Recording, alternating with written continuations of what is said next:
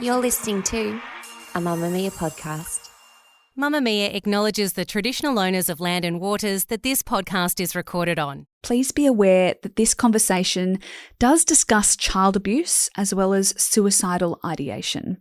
If those things are triggering for you, it might be best to give this episode a miss. The older kids stand at the front of the line, waiting obediently and silently for their punishment. At 5, Daniella Mestyanek Young is the youngest. She will go last after hearing the loud smacking sound of the wooden paddle strike all of the bare bottoms in front of her. You're not allowed to cry. That just means more wax. But Daniella is terrified and shaking, and she can't help herself. Even at such a young age, she can't help but feel like this isn't fair. Why are they being punished? But this is the reality of life within the church known as the children of God, or the family. And harsh discipline isn't the only thing that's normalised. Daniella says child labour, medical neglect, and most disturbingly, child sexual abuse is too. She experienced it, as did her mother before her. For the unindoctrinated, the first rule of living in a cult is you are not in a cult. The brainwashing starts at birth, and the systemites, the outsiders, they're the evil ones. Growing to 15,000 members in 130 communities around the world at its peak, the family has been at the centre of multiple police investigations over the decades. But as the children who grew up there turn into adults and make their escape, their stories, like Daniella's, make it impossible to hide the truth.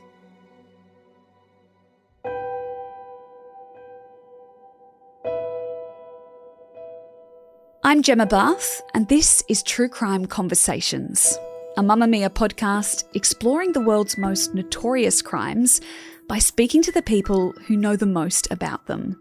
But this month, instead of deep diving into one criminal case each episode, we've been looking behind the crime. And today, we're talking to someone who's been behind the scenes in the Children of God cult. Daniella Mestyanek Young was born into this religious sect and spent her childhood behind the tall gates of communes in places like Brazil and Mexico, until at the age of 15, she escaped. Daniella joins us today to discuss her experience of living in a cult and the lasting impact it's had on her life. Daniella, I want to start with your mum. She gave birth to you at the age of 15. Tell me about her life and the circumstances as to which she was pregnant at 15. Yeah, so my mom was born into the Children of God cult. And her father was the one that joined the cult originally, both her father and her mother. Her grandmother, my great-grandmother, actually donated property to the prophet early on, was so happy about her children going off to serve God. And then my grandfather became the financial manager for this entire organization. And so my mom was born, she was one of the first children born in the Children of God. She grew up in the hub of this leadership circle, right there in the middle of everything as it progressed from this group of hippies talking about love, faith, and Jesus through pedophilia and the apocalypse. And when she was 13, she was actually sent with a whole group of teenage girls to the prophet for what they called teen training. And there was, a wedding ceremony of all of these girls that ranged from 14 to 3. Who were they marrying? They were marrying the prophet, who was about 75. In theory, it was this symbolic ceremony where they were marrying Jesus. But of course, they all spent time alone with the prophet. And then when my mother was 14, the young girls at this time were sort of involved in this entire world of what I usually call forced polyamory, because they called it free love, but it certainly was all top down who you were supposed to sleep with. And so my mother gets pregnant at 14, is impregnated by her dad's boss in this finance system. And this man is a couple years older than her father, but so much inside of this system. And, she nursed me for about a year, and then I was just fully incorporated into the group. Let's talk a little bit more about the prophet and the starting of this cult. So it's the Children of God, and it started in 1968 by David Berg. What was his initial vision? David Berg grew up under the American evangelical revival tradition. His mother was a famous evangelical preacher in the 30s and 40s. And so he, as many cult leaders, is this kind of failed wannabe preacher who's tried a few things, and he's in his 50s, and he sees this opportunity in California and in the whole hippie movement in the United States to start gathering followers and do it outside of the world of the church as it's been done before. So it did start as this movement of love, faith in Jesus, and people join new religions because they're looking for something. So it was this band of believers, traveling around the country and then the world trying to convert people. But of course, in the meantime, he creates this world of total obedience and absolute total isolation. So by the time my mother's born, and certainly by the time I'm born, we are 10,000 people strong living around the world in these communes of 100, 150 people with almost no access to the outside world unless we are trying to raise money from you or convert you to our faith. When you say all over the world, I know you've lived all over the world as a member of the Children of God. Do we have any kind of sects here in Australia? So yes, there was a big amount of people in Australia.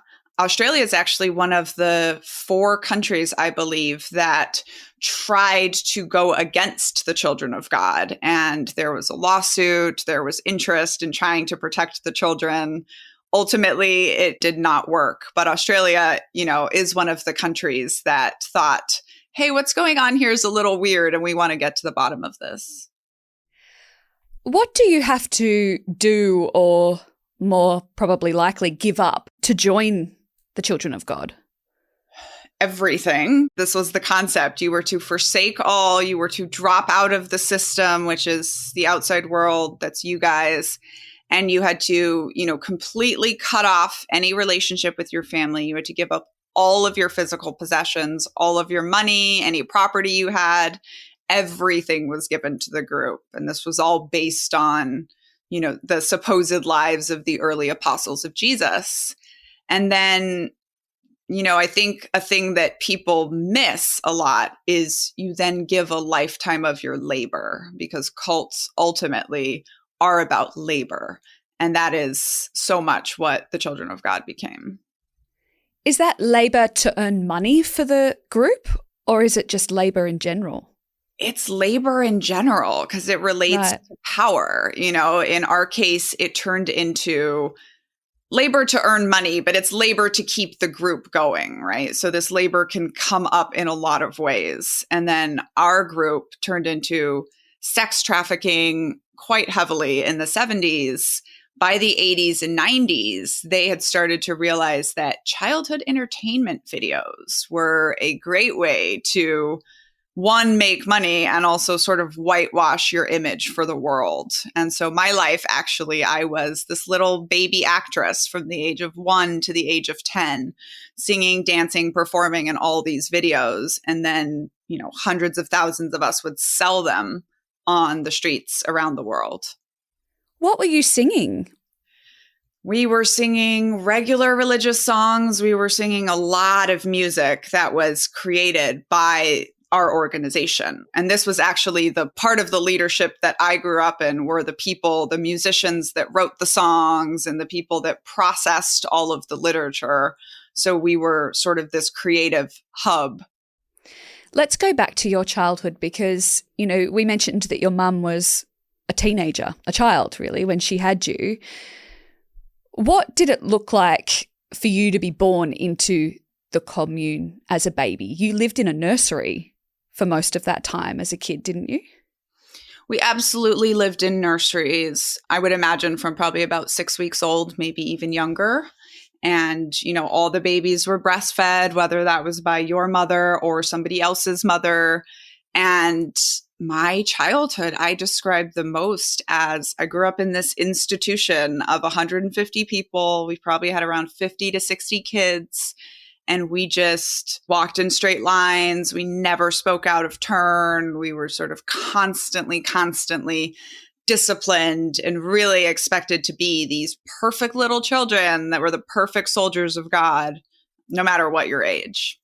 I would say I would see my mother for an hour a day, right, for dinner and about 30 minutes after dinner. And then you would go back to your dorm room. And the whole idea of the children of God, which also called themselves the family, was you are supposed to forsake your family to serve God. So even though you have a nuclear family, they are not supposed to be more important than everyone else that lives in your commune. And if you do anything wrong, you can lose your family at any point in time. And so I had grown up with my mother losing her mother who had left the cult when she was young. And I definitely remember, just living in constant fear that my mother would be taken away because of either something she did or something that I did.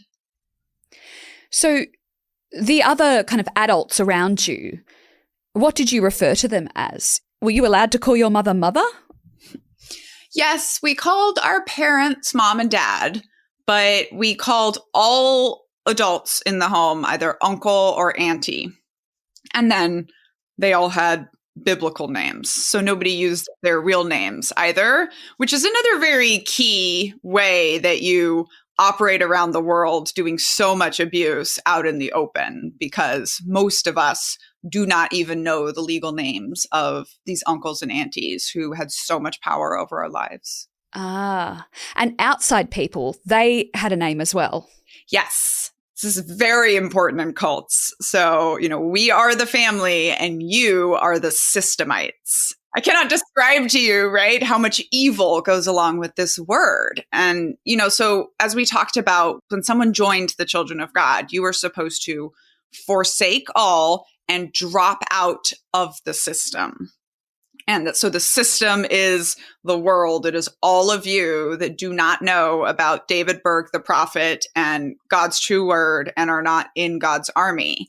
And this sort of us versus them setup is absolutely fundamental to coercive control, whether you are, a dictator somewhere or a cult leader or what have you. I want to get to some of the more troubling aspects of what adults were allowed to do while you were living there. But to start with, more surface level stuff. What were the rules in terms of, did you have to wear certain things? Were you allowed technology? What did your day-to-day look like in that aspect? So we definitely weren't allowed sort of free access to anything. So while the group always used cutting edge technology to create their wares for sale, we recorded music. We all knew how to sing and perform and dance, but we weren't allowed to listen to any music that was created outside of the children of God. We weren't allowed to read any books that were from outside of the children of God. And we didn't have specific rules about what to wear. I think part of that is because we were so international that would be pretty hard to do. And not to mention, it makes you stand out. Our number one rule was that you could not look cool. So anything considered cool, anything considered worldly could absolutely get you in trouble. And that could change at any given point. Looking too cool, I think, makes you an individual, right? And in these total institutions, you are never supposed to be an individual. What about healthcare? Because you talk about the hospital being considered an evil place. We absolutely did not do doctors. It's a bit confusing sometimes because cult leaders go on their whims and we were so large. So it sort of depends where you were at. And most women gave birth in hospitals, not until the point where it is obvious that you can't come back from this injury, that you were allowed to be taken to the hospital. And the whole concept was, God doesn't make mistakes. So if you are sick or you have had an accident, God did this to you. God is trying to teach you. So not only, are you supposed to be in prayer and be asking God what he's trying to teach you, but you're also not supposed to necessarily go to a modern hospital and have them make your punishment better, let's say. Was that confusing as a child when you did end up in hospital for certain things? You broke an arm at one point, you ended up going to hospital. Would that have left you terrified of being there? I was certainly terrified of doctors. Looking back, it's obvious that we were taught to fear all regular authority figures. So we were taught that school and teachers were bad. We were taught doctors were bad, police, all of this stuff. But then, I didn't have any normal doctor's appointments. So my very first encounter with a medical professional is in the emergency room, and it is horrific. So yes, I would say it's confusing. And there's this mix in our whole lives, I think, of wanting the outside world, but also being extremely afraid of the outside world, because that's what we've been taught. Because you had a lot of rituals in the cult, which I found really interesting. Things like going on outings. So you would go on picnic days and go to the seaside, which sound like things that ordinary kids would do. So did that give you a little bit of a taste, or was it a very different kind of experience? Yeah, it did give you a little bit of a taste. And, I feel like I got really lucky because I got to grow up in Brazil and Mexico and experience, a bit of the culture, though certainly never really being immersed. But, it seems that there was a lot of work done to convince us that we were normal families, or to convince the outside world that we were normal families. And so, you go on this family outing once a year and you have this time and you do these normal family things. It makes it harder looking back to say, oh, this was manipulative or abusive. The cult members can point to these certain good memories or times that you were allowed to do something and try to discredit you. And I believe that was the reason that we were allowed to sometimes do some of these things. I think it's worth pointing out to the listeners and asking you this right now. How many siblings do you have, Daniella? So I have 24 siblings in what I call cult math, which is, a biological father and 2 stepfathers. And all 3 of those men being in this cult have many other children. So no, I don't know all of them. So did your mum give birth to all 24? No, my mother gave birth to 8 children, and she gave birth to 7 of them by the age of 30. As a young child, you watched your mum have baby after baby after baby, every few years. What did you notice about the toll that took on her body? She had really hard pregnancies, which I think is just a given when you start when you're 14 and your body is not ready, and she never even had time to recover in between. So she was always basically constantly nursing or pregnant or nursing again. And we lived under conditions of not a lot of money, not a lot of food. And I definitely know that I started noticing by her 5th child that I did not think she was sort of physically able to handle it. And sure enough, by baby number 7, we had a very severely handicapped child with spina bifida that, is related to sort of the depletion of the right things that you need in your body to grow a child. One of the rituals that really shocked me about what happened to your mum was when you spoke about her 12th birthday. Can you tell me what happened that day? Yes. So on her 12th birthday, this was the prophet at the time. His declaration was that once girls have reached the age of 12, which is tied to the Bible, they have reached their physical maturity. And certainly once they have hit puberty, God intends for them to have babies. So my mother, who lived away from her father most of the time, is greeted on her 12th birthday by her father, this man she hasn't seen since she is 9 years old. And he toasts her with a glass of wine, congratulates her on becoming an adult. And then she's asked by these aunties who are in charge of arranging the sexual sharing schedule to make a list of which of the men she would like to have sex with first. And, this is one of those interesting differences, I think, between the way my mom was raised as one of these first kids and was just groomed from birth, that her job in life was to be this basically sexual slave to anyone in the group, versus when I was growing up, it was still being done, but it was being done very much more in secret. But I think the grooming of the older generation was really awful in the ways that it trapped them into thinking they wanted to be there for so much longer than those of us, I think, that grew up later on. Did she ever vocalize to you that she thought that was wrong? Not in the beginning. Growing up, it was always very, very positive. And in my mind, my mom was the true believer. She was the perfect, child of God who was always doing the right thing. And for example, I heard of this marriage ceremony to the prophet when I was young, but it was positive. She wore the wedding ring her whole life. It was this honor to be chosen. It wasn't until I was 19 in college. My mother, I think, was already starting to break away from the cult at this point, but she was still in the cult.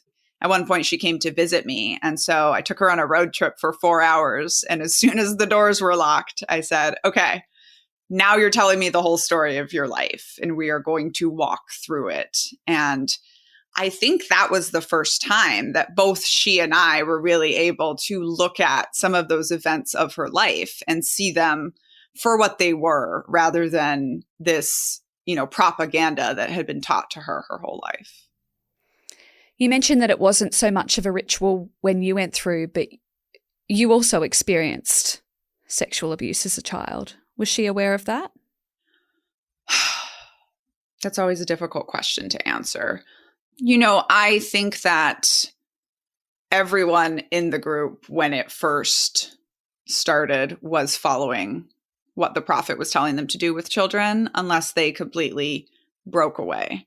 Then at some point they changed the rules. And so I think the quote unquote good disciples stopped with the sexual abuse towards children, but the creepy uncles, as we call them in the book, didn't. Right. And I think in any kind of organization where you change a rule, but you don't go back in and change the value, they were never willing to call what the prophet had said wrong or abusive.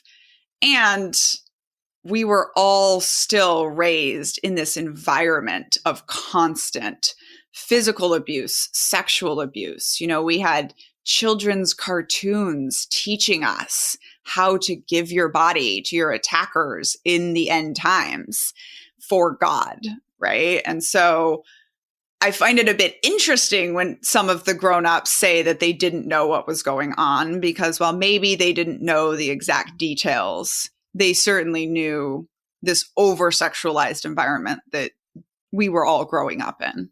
Well, it almost seems like it would have been inevitable if it was so enmeshed in the way that the elders then passed it down. Yes. And I think that was one of the very confusing things for me, was that, I would be isolated all of the time for punishments because I was this trouble child that always questioned, was never quiet, was never trusting God. I was always asking why. And so I would find myself at the brunt of these very extreme physical punishments and often very extreme sexual punishments in private, hidden away. And part of me always assumed that my mom knew what was going on because she had grown up in it too. And because at this point, I'm so young, I'm too young to understand that the rules had changed. There was actually a point in discussing it with my mom where she said, they outlawed the sexual abuse in 1986. And I said, well, nobody told me that until 10 years later when they gave us this Charter of Rights. And so it simply just wasn't being done publicly anymore. And we didn't have the words or the idea of freedom to even fight back. We just felt that we deserved whatever we were getting. How old were you when it started? I don't really have a direct answer for that. I think before the age of 5.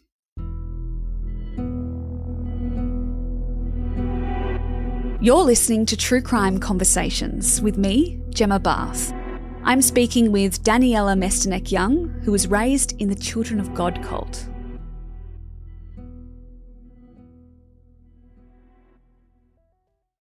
Let's focus a little bit more on the discipline side of things, because that was a kind of core belief in the Children of God. Why? What was the belief there around disciplining children?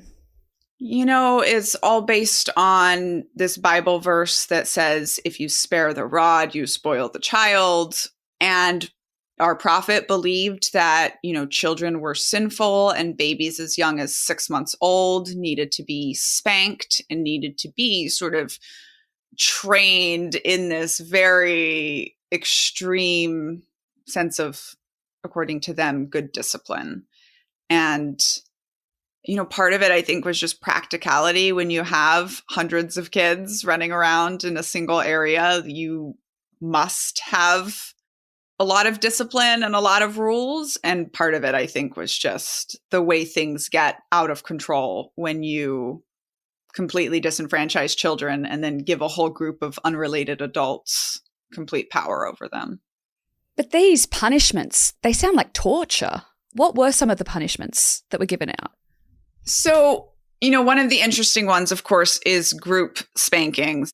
So these I find really interesting because the point of group punishments is to get the group to police itself, right? So I think that's one of the most insidious things, was that they had us all living in this North Korea prisoner camp, because you never know who's going to tell on you to get you in trouble, because they are so worried that if they don't, we will all get in trouble.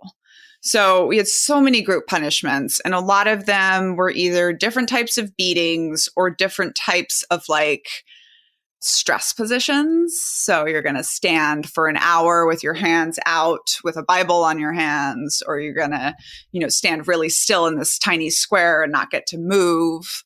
They used a lot of isolation. They used a lot of, the washing your mouth out with soap. And this thing they called silence restriction, I think, was one of their most devious ones, because they didn't actually isolate you. You were physically there with your peers going through all the motions. You were just essentially a silent monk. You were not allowed to speak to anyone for anything for any reason. And often if you did, your punishment would just get extended more days. And so I have memories of being 7 years old and not being allowed to speak for 2 weeks straight, for example. How do you even enforce that on a 7-year-old? I guess you're so scared.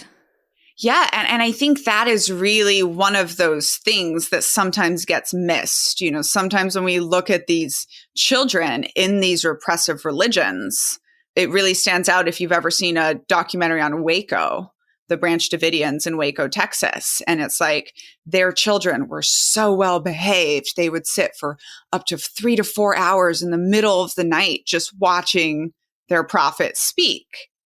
And that's not normal, right? I have a 7-year-old. She has never sat still for even 1 hour. It was the fear of punishment, but it was also the constant uncertainness, because you never knew. One thing could make an adult mad at you. The next day, the adult wouldn't care. Maybe another adult would think it was precocious and funny. You just had no idea how anyone was going to react, including your own parents, because often one thing that your parents would let you get away with just fine when it was just you and your family, in front of another family, in front of God and all the witnesses, they would have an absolutely different reaction. And when you talk about these more physical punishments, were they drawing blood? Were they leaving bruises? They were quite hard, weren't they? I mean, I think you could find examples of the absolute full range of punishments. And certainly we lost kids, right? We lost kids to overly harsh discipline and to medical neglect. And it wasn't that rare. I want to touch on suicidal ideation, if you're okay with me going there, because you started thinking about death from a very young age. Yeah, I was about 6 when I remember thinking of it the first time. And from many, many, many of my fellow cult babies, we call ourselves, started thinking of it around 3 to 4 years old. And, this to me is such a signal of really how bad it was, right? Really, you cannot brainwash children under these conditions to believe in your way. Like, it was just too awful that it was breaking most of us. And I, definitely went on to struggle with suicidal ideation for a lot of my adult life. And so many of my peers are still dealing with that every day. It wasn't until I started studying group psychology and learning about, you spend all this time studying social identity theory, and you spend all this time studying personal identity and how that is formed between the ages of 1 and 6. And what was done to us was we were entirely broken of any and all personal identity. So we never got to develop that. And we need to, in our adult lives, we need to first figure out that we never got to develop that and then learn how to do it. I think that's one of those really hard transition things that comes no matter how successful you are afterwards. Well, aside from those thoughts that you were having at 3, that is a mind-boggling age to even think that a child can conceptualize what that means. But you did also develop a lot of kind of nervous tics or things that you now look back on and go, oh, that was a bit unusual. Can you talk us through some of those? Oh, yeah. I bite my nails. I still kind of do quite badly, sort of ripping the skin, tearing the skin. I had this tic where I would make this sound in the back of my throat. And it, I think should be rather obvious to grown-ups, but maybe I'm speaking in today's world. And it was just the fact that sometimes I would make this sound and I couldn't control it, but sometimes I wouldn't make that sound, was seen as a sign of my absolute willfulness and rebelliousness. And, I think my biggest one was that I started wetting my bed after years of being potty trained. And that very clearly in my mind correlates with the sexual abuses that started happening around that age. And when you did wet the bed, were you then punished for that? Oh, for sure. Yeah. So it was just a cycle. Yeah. I would be punished for biting my nails too. They would constantly be putting hot sauce on my fingers, trying to get me to stop biting your nails, which of course is counterproductive. But, nobody in the group would see anything as a sign of anxiety. They would see it as a bad habit. This is a sign of the devil, and we need to get this out of you. We've talked a lot about discipline on the children. What about adults? What if they did the wrong thing? What happened there?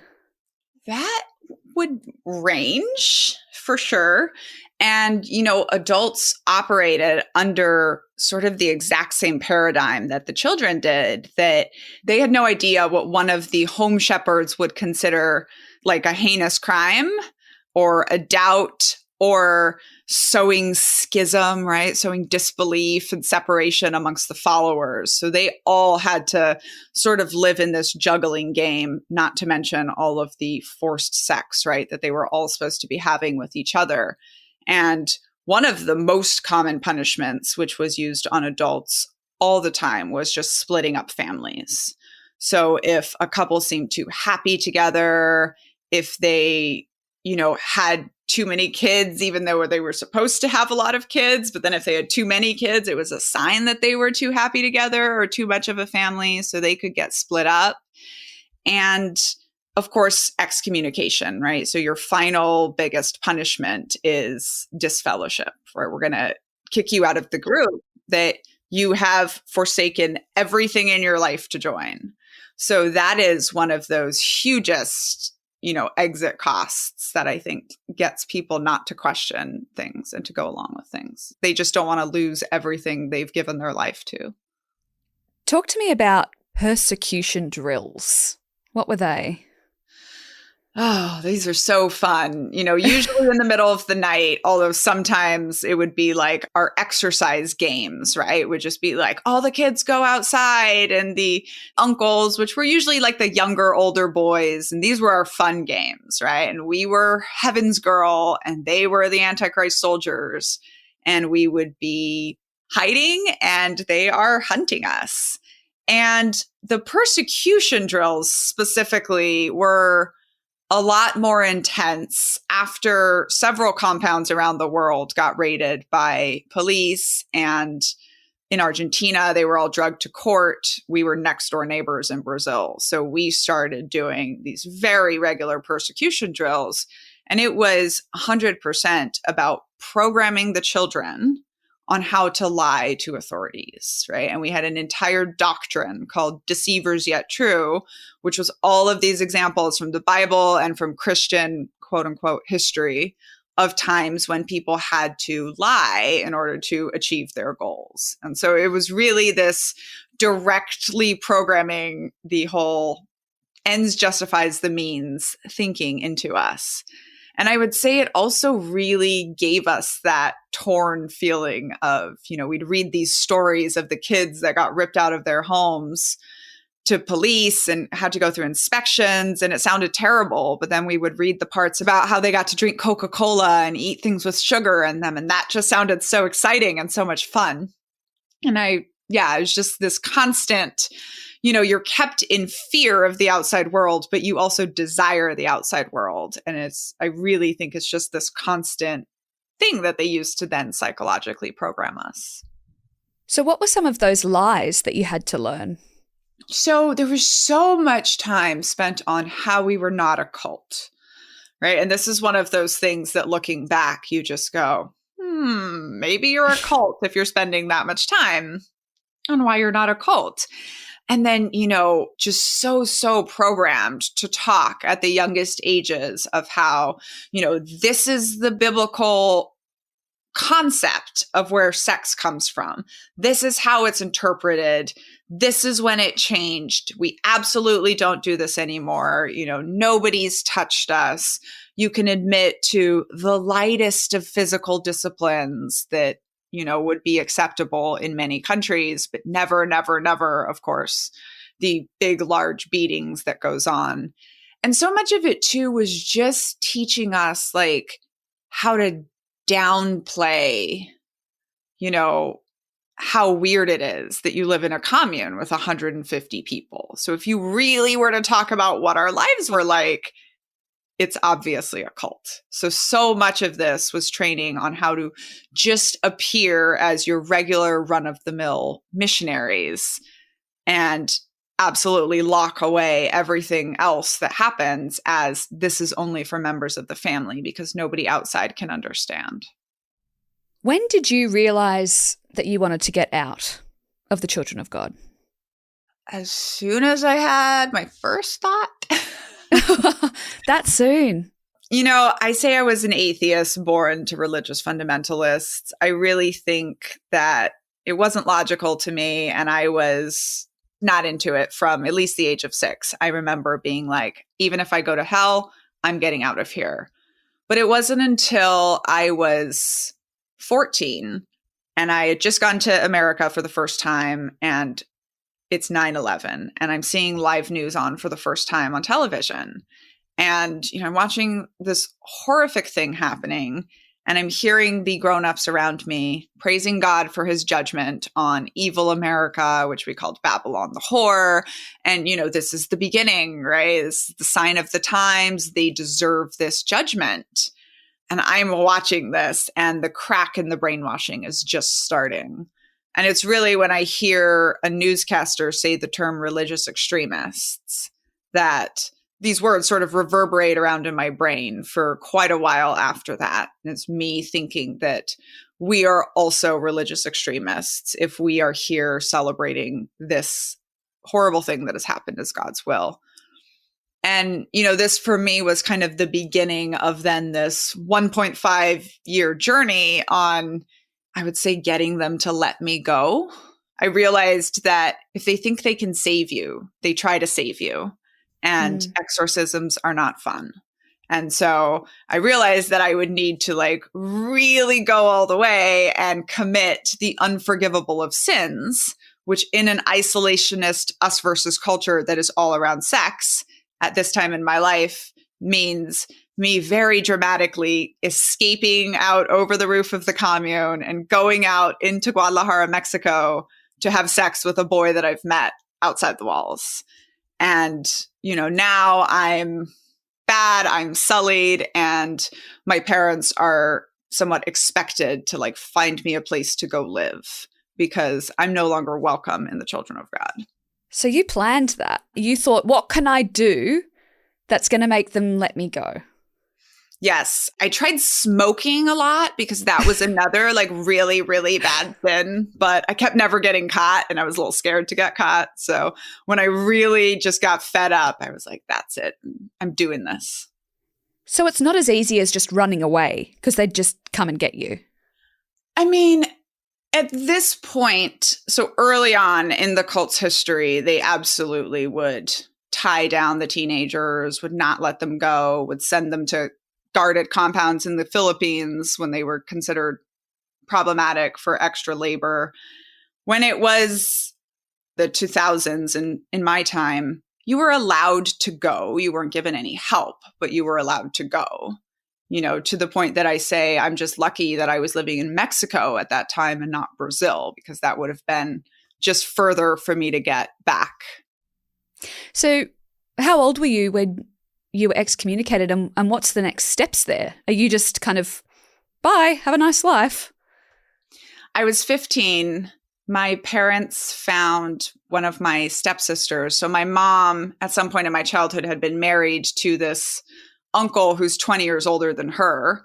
And he had 7 kids before he married her. And so they kind of arranged this thing where I'm going to go live with my stepsister, who I've met 3 times, who has just left the cult herself a few years before and is, waiting tables in a bar at night to get herself on her feet. And they dropped me off with her. I had $0. I figured out how to get a job before I figured out how to get enrolled in high school, because I didn't have paperwork of any kind of background in schooling.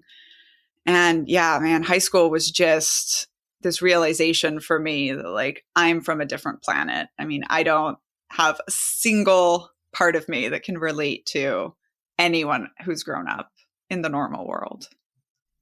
I imagine we can all see the bigger things that you might have looked at, oh wow, I'm allowed to read history books and that kind of thing. But was there anything that you were just this small thing that I now take for granted was mind-boggling to me? One was when my daughter was a year old, maybe a year and a half. And I'm sitting on the couch in my living room, and she just toddles over to the fridge and opens the fridge and just starts eating grapes. It was just such a moment of ownership in her house and her life and her feeling comfortable to go get what she needed. And I couldn't even move. I was just sitting there on the couch I remember the first time I opened a fridge, I was 11 and I was in charge of cooking dinner for the entire commune. And just this level of freedom that my 1-year-old felt was mind-boggling and made me, of course, proud. I know that you wanted to leave, but that sounds really hard. You're 15, you have no money, you've left everything you ever knew. Was it as hard as it sounds? It was extremely hard. It was, scary. And I just threw myself into what I think we all did when we got out of there, was just I have to work so hard just to survive. So I'm not going to think about it, right? Like I'm just going to throw myself into trying to pass as normal. And I really think one of the things that was the hardest in my journey was that I had somehow accepted this idea that the outside world was really hard and evil, and I needed to hide everything about my background and my past in order to sort of find my place and outrun this trauma. And of course, now I know that does not work very well. Are you allowed to, once you've been excommunicated, contact people within the cult? Are you allowed to see your mum or your siblings? So at that time, it was a lot more relaxed. And I will say that my mom never cut ties with me. So she, I was always still able to call the commune where she lived and get a hold of her on the phone. It certainly wasn't, ideal. And to answer your question of, when you're 15, it's just hard. I was alone. I was angry. I didn't know anything about the world. And I'd just gone from living with 25 people to living by myself in an apartment in a different country and not knowing how to make friends. You ended up joining the army, which when you put it side by side with what happens in a cult, of course it's not a cult, but there are a lot of similarities. What made you do that? I was looking for a guide. And so many of us that come from these repressed or isolated childhoods, I think we sometimes fall into toxic relationships because we're looking for this guide, someone that's going to help teach us about the world. Eventually, this becomes my friend Danielle, who I meet in the army. But at the time, I make this decision because I'm in this marriage. He's joining the military. I don't know what I'm going to do. And I do think there was a part of me that really craved the sense of community and the feeling of belonging to another group. You get this sense of mission, you get friends right away.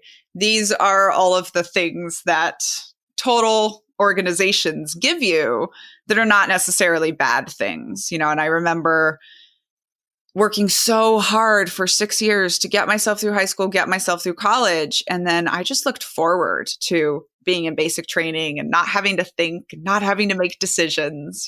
Those are all things that can be appealing for different reasons at different times of life.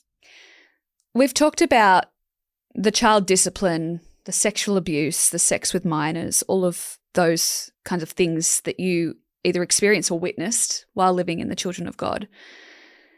Was there anything else that you now looking back on realize was potentially or is criminal? I mean, certainly I just think the labor trafficking, right? We were hundreds, thousands of children just constantly moved around the world for the purpose of our labor, really in raising funds for the organization, but in every aspect of keeping a society going. We children were the labor. And I think that ultimately is where we might find the most luck with sort of criminal pursuits. I was going to say, do you think police will ever be able to, because they've tried, the police have tried quite a few times. You talk about these raids and, they've tried to do it here as well in Australia, but do you think police will be able to stop the Children of God? It's such a huge group of people. At this point, so in 2009, they kind of fell apart. And realizing that most of the children were leaving, most of the original disciples were getting old and dying and were literally no longer able to support the cult. And they went through this kind of metamorphosis where they told their followers, just go live your lives, do all the things we told you not to do, reconnect to the world, and, we'll be here online being your church. And so, I almost think maybe some of the impetus for going after them is gone because it is now, 1,400 people online. But, I do think that in the past, it was almost impossible for any action against the Children of God to win because we, the children, were their defense, right? We were literally trained to be the enemy at the gates that would lie to the outside to protect our communes.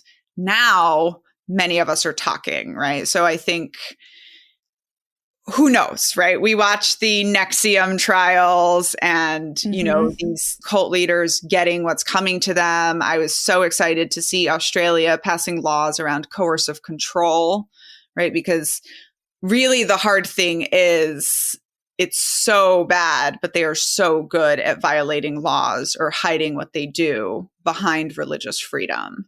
And so really crafting laws that have other ways to go after these kinds of people is very important. If it's not looking like it looked when you were there, are there still girls, children, young women that we should be worried about that are still there?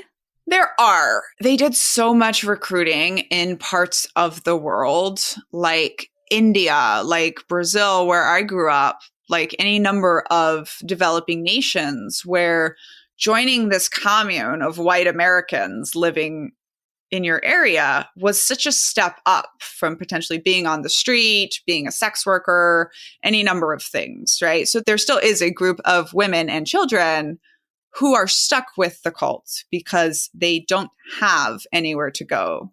And the life that they lead is better than the life that they came from. And that, I think, is sort of one of the more vicious things that they've done as they've gone around the world and collected people. I shouldn't just assume. I should probably ask, do you think that this group should be shut down? Because your family members are still there. That would leave them kind of out on their own. But do you think that the Children of God should be shut down completely? Oh, I absolutely do. They not only trafficked us, but they filmed it. So there's a lot of evidence out there, and we just need, the right kind of courts. And it's always uncertain whether that can be done in the United States or whether there has to be some kind of international court. But, going after their money is always the way to shut down any church. So that is where I would like to focus. What is your life like now? Do you have any lasting ramifications from what you experienced growing up? Well, yes. I think, part of the journey and recovery is me operating under this belief that I can be perfect enough, I can achieve enough success that I can kind of erase the past. And I won't be this girl from a cult. And I've achieved these objective levels of success, but I'm still really, really broken. That I started to realize that, we talk so much in survivorship about coming to peace with what happened, but I think it's also coming to peace with that's always going to be part of you. That no matter how hard I work, no matter how good I do with my daughter, I don't get to go back and have a nice childhood. I think those pieces, and then just living with whatever we have, right? Whatever combination of mental illnesses and autoimmune disorders, I think I'm sort of always learning how to balance some of these things. But, I also have a master's degree in organizational psychology and know, I think, all of this stuff about groups, which is an area that I work in, and I'm trilingual, and I taught my daughter to be trilingual. So I think one of the beautiful things about my life today is that when I stopped hiding it and when I stopped trying to sort of fit into these roles of being a perfect person and just realize I can accept all of these things that made me who I am, I've been, so much happier and so much more able to incorporate all of these different parts of me into who I am today. Thanks to Daniella for sharing her story with us. If you'd like to learn more about her life, she's recently released a book called Uncultured, which is available now at all good bookstores, or you can find it through the link in our episode description. True Crime Conversations is a Mamamia podcast hosted by me, Gemma Barth, with audio design by Madeline Joannou. The executive producer is Gia Moylan. If you've enjoyed our Behind the Scenes of Crime special, let us know by leaving a review in your favourite podcast app or sending an email to truecrime@mamamia.com.au. Mamamia only refers to January 26 by its date, to acknowledge that it is not a day of celebration for all Australians. If you would like to learn more about what to do on January 26 if you're an ally, listen to Alira Potter's Fill My Cup conversation with Megan Waters. You can find the link in the show notes.